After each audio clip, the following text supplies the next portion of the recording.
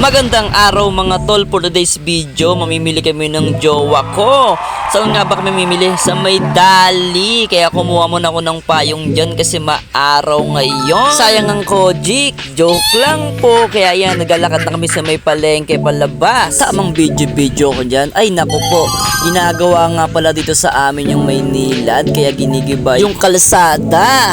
Ayan mga tol, dito na kami sa kalsada, nag-aantay na kami ng masasakyan. Mag-jeep nga kami dyan kasi malapit lang naman ang aming pupuntahan sa may Gatchalian. Kaya ay nako po, sobrang init ngayon, kaya yung jowa ko kumuha ng payong dahil sobrang init talaga. Pero habang nag-aantay kami, parang walang masakyan, wala talaga mga jeep. Kaya yan, tamang kwentuhan lang kami. Puro FX naman yung dumadaan, wala pa kami pang FX, jeep lang kami. Ayun, buti na lang may minibus na dumaan, kaya pinara ko agad yan. Pero parang punuan. Pero okay lang yan, sanay naman kami nakatayo. Kahit tumayo pa kami dyan hanggang dun sa pupuntahan namin, okay lang. Buti na lang may bababa para lumuwag na rin sa may taas at makaupo na rin syempre.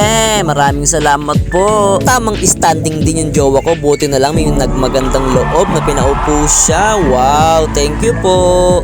Nagagalit pa nga siya kasi ayaw niya ako mag-video. Okay lang yan, feeling vlogger tayo, huwag ka nang magalit. Ayan, siksikan talaga sa may minibus, pero matyaga talaga dahil walang masakyan ngayon, strike yata. Ayan mga tol, dito na kami sa may Dali, sa may Gatchalian. Umiinda nga yung jowa ko dahil naiihi na siya, pero tuloy-tuloy pa rin kami. Gusto namin mamili ngayon kasi meron kaming reregaluhan ng mga kids. Pagkain ngayon naisip namin na ireregalo sa mga bata kaya sa mga laruan, dahil alam naman natin ng mga bata madaling makasira ng laruan, kaya pagkain na lang ibibigay namin. Pero depende naman sa inyo mga mare, mga tol, kung anong gusto nyo iregalo sa mga bata. Ayun na nga mga tol, pumasok na kami. Kumuha na rin yung jowa ko dyan ng basket at food cart para sa paglalagyan ng aming mga bibilin. Ngayon nga lang ulit ako nakapag-edit ng ganito dahil nasira talaga yung cellphone ko. Buti na lang niregaluhan ako ng jowa ko kahit papaano, kaya maraming salamat sa iyo. Merry Christmas and I love you. Mwah, chup chup. Nagsimula na nga mamili yung jowa ko. Kumuha agad siya ng Graham. Gusto niya mag-Graham ngayong Pasko. Okay yan, sige, kunin mo lang at bayaran mo syempre. Pero alam nyo mga tol, napakamura talaga ng mga bilihin dito. Mga mare, mga pare, pumunta na kayo dito lang yan sa may Gatchalian o Green Hills malapit. Dito yan yung Dali branch, Paranaque area. Maaga nga kami namili kasi pag maaga, konti pa lang ang tao. Pag hapon dito, sobrang dami ng tao. Kaya namimili na yung jowa ko dyan ng kung anong pwede niyang iregalo sa mga bata. Pero mga mare, mga pare, dito talaga kayo bumili dahil mura talaga dito sa may Dali. Marami kayong pagpipilian at makakatipid talaga kayo. Practical dapat. Tsaka huwag niyong kakalimutan mga mare na magdala ng lalagyanan. Nagdala ako ng eco bag dyan para hindi na ako magbayad ng Dali basket o Dali paper bag, eco bag. Morning tol, andyan ka pala. May bonus na tol, mag-grocery ka na.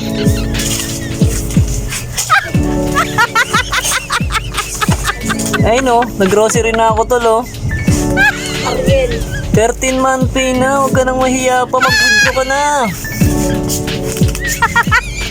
Tol, 13-month pay na, may bonus na. Eh no, Century oh, samahan mo na ng mamam natin dyan oh.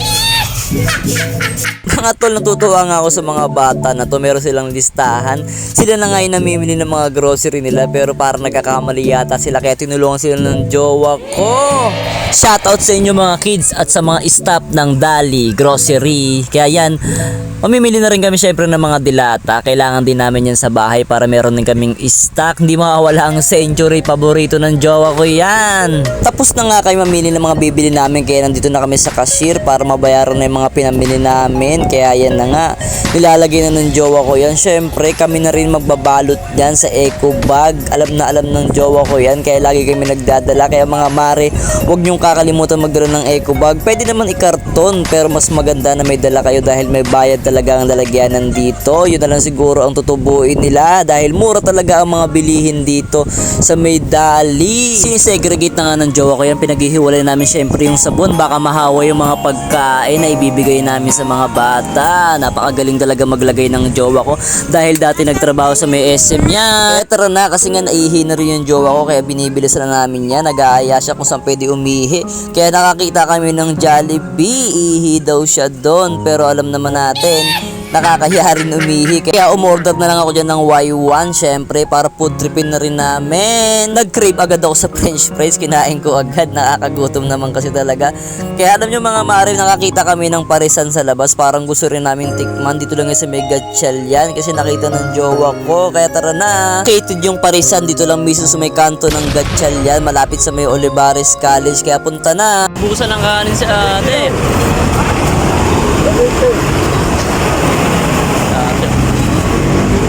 Siyempre habang nag-aantay, kinain ko na agad yung burger. Nagugutom na talaga ako habang inaantay namin yung kanin na dadating kay ate kasi naubos na talaga. Habang nagkikintuhan kami ni ate, dumating na rin talaga yung kanin. Ayan na, isasali na lang muna ni ate bago kami makatikim ng pares kasi sobrang sarap talaga ng pares dito. Nakikita ko pa lang, malinis na, masarap pa.